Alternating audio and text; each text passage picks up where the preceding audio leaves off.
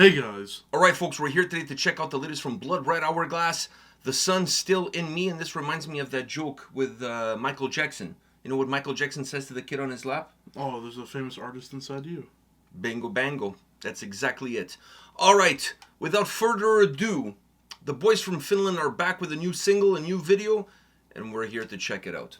We've been here to check out these guys from the get-go. Yeah, we're always here to check these guys out. Exactly. So, you ready? Yeah.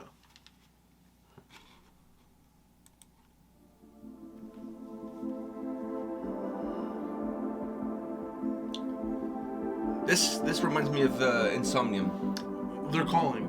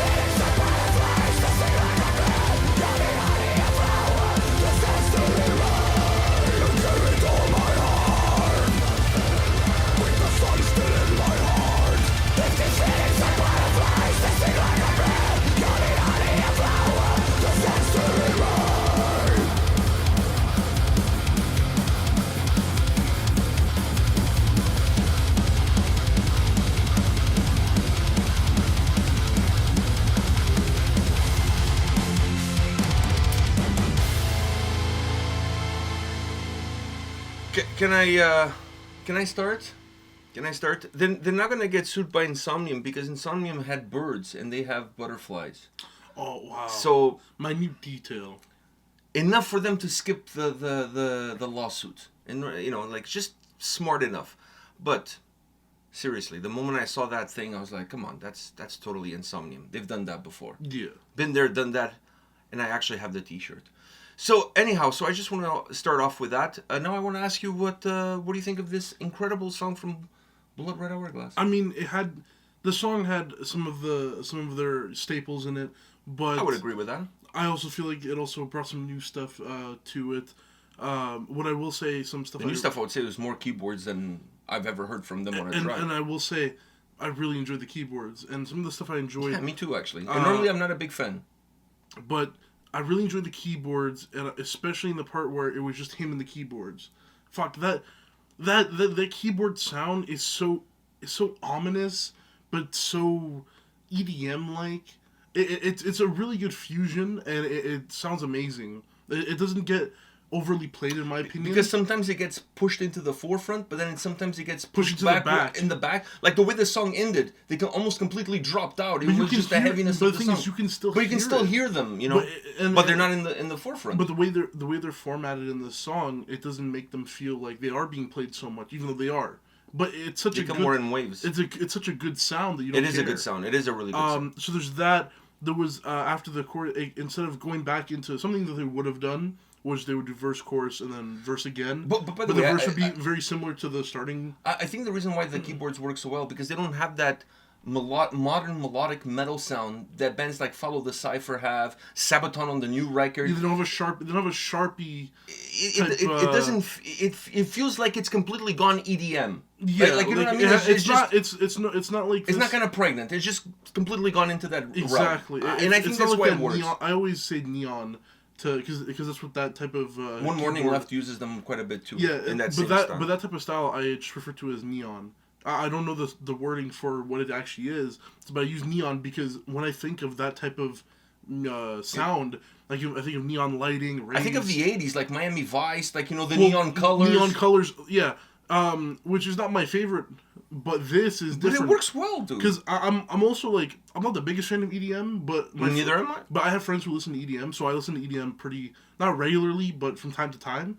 And there are songs here and there that I can gel with, and this kind of has a little bit of like an EDM, but it's been Bloodred Hourglass. Okay. No, I agree. But it sounds really good. Something they would have normally done was verse, chorus, verse, and the verse would be kind of like the verse prior to it. But no, he kind of broke it down a little bit. Got emotional. Got emotional. He got all like Bachelor Finland, on a knee with a rose. Fuck. With butterflies around. Helga Sigurdsson, I don't give you this rose. I think Helga Sigurdsson is from Norway. Shouldn't she be from Norway? Yeah. I think you're looking more at like I know something. I don't know. That's the first name that came to my mind. It's weird. I can't think of any. That's the first name that came to my mind. I can't think of any Finnish last names that are like. I know Mokoma. It could be somebody's name. Don't hate. Definitely, there's someone named Mokoma. I'm sure. In the big scheme of things. Fuck. You know what? That kind of brings me there. I don't know. I can make up like Swedish last names and like Danish last names and even Norwegian last names, but Finnish last names are hard to make up, dude. Yeah. I know Pukki, because there's Timo Pukki. Okay, so there you go. I know Pukki. I like how I know is the only Finnish female name we know. That's the first one that always comes to mind. Yeah, but there's more than that. There's definitely more than that. It's not like every woman in Finland is Aino. It's not like in Portugal where everybody's named Maria. Like if you scream for Maria on the street, like 1,000 people come to the windows. It's not the case in Finland. I'm sure that's not the case. It's like how we used to use Yadi for every male name, too. Yeah, but we moved on from that. But that's because Yadi Lietman.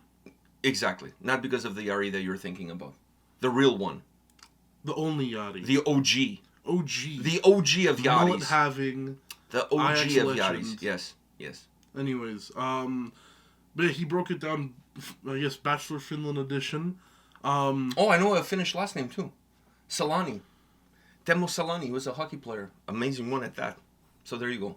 We got 2. I'm trying to think right now. I can't. Okay. You're going to hurt yourself. There's Herdecki. You're going to hurt yourself. There's Herdecki, the goalkeeper. Okay, you're going to hurt yourself. Let's go. Anyways, but yeah, he broke it down a little bit, and then it got more personal, but it was such a nice switch from something where I thought that they were gonna go in their normal format, which I wouldn't have complained. I mean, their normal format it works for them, and that's why they use it so much.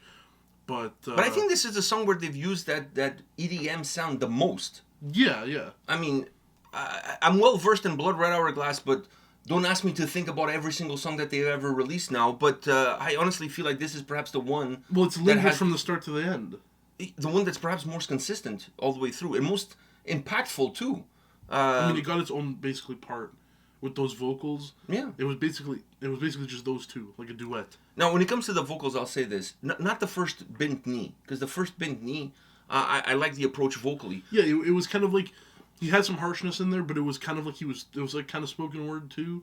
But then there's the second part. Yeah, there was that one too. On the second part, I know honestly, like they used clean vocals in the last record, which was like perhaps the biggest caveat that album offered.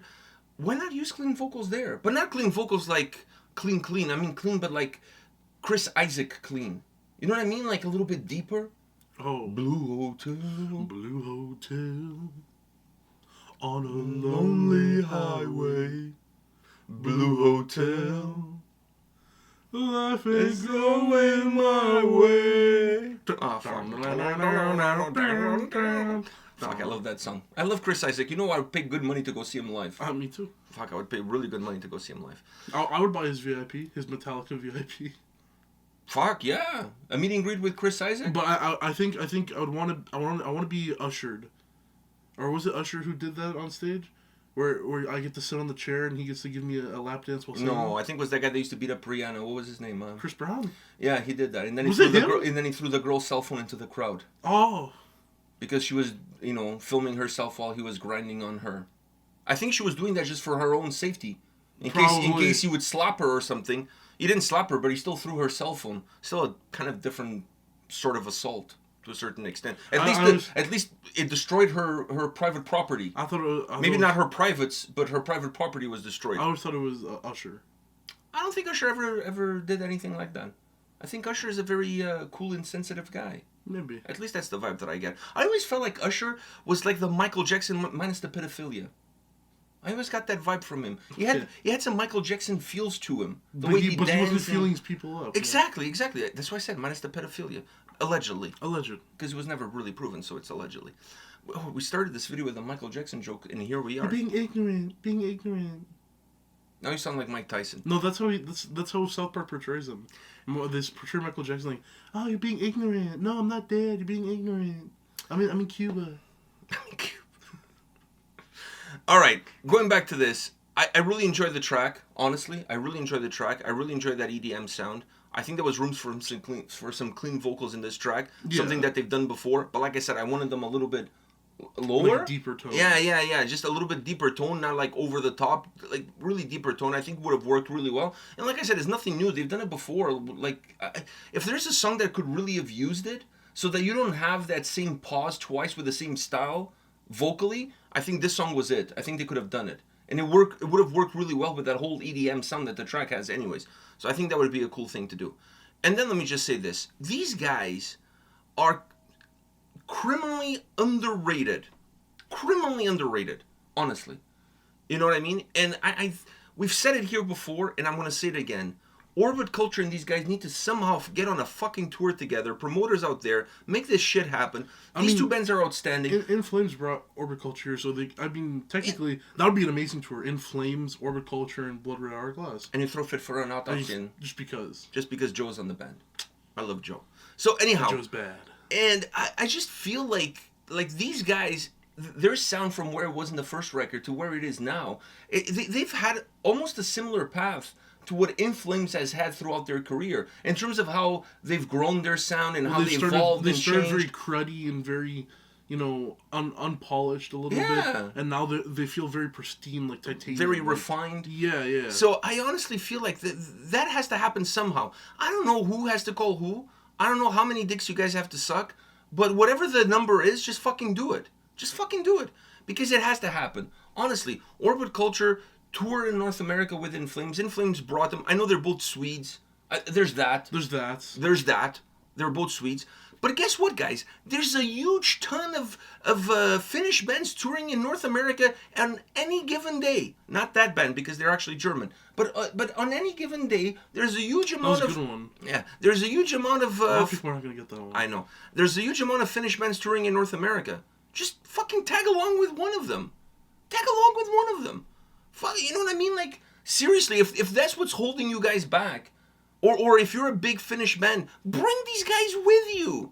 Come on, make it happen. Bring them with you. At the very least, Wolfheart, I can't say it. But anyways, there's a possibility of a Finnish band that has a lot of heart of doing an all-Canadian tour again. Mm-hmm. Guys, tag along. Come along for the ride. You can crash at my place when we're in Toronto. It wouldn't be the first. That's It won't be true. the last. So, make it happen, dudes. Come on. Make it happen. This band is... They're so good. They're so good. They're touring in Europe. They're touring in Finland. Come on. Like, it's time. It's time. It's Bloodred Hourglass time. Fuck. Let's make it happen. I wish I could. I wish I could, too. Listen, guys, if you want to play a show in Toronto, you can stay at my place. You guys pay for the airfare. I'll make sure I'll book the venue and I'll get the whole place rocking. You can stay at my house for free. It's just going to cost you the airfare. I'll take a couple of days off to take you guys sightseeing. And there you go. You come to visit Canada and you play a show. I could make that happen. All it needs is one call. One call. Maybe two. Maybe three. Maybe two. But I could make it happen. All right. Anyhow. Are we good here? Yeah, we're good. This was fucking good. This was really good, yeah. This was really good. All right. On that note, guys, thank you for watching this video. And we'll be back tomorrow with another one. See ya. See ya.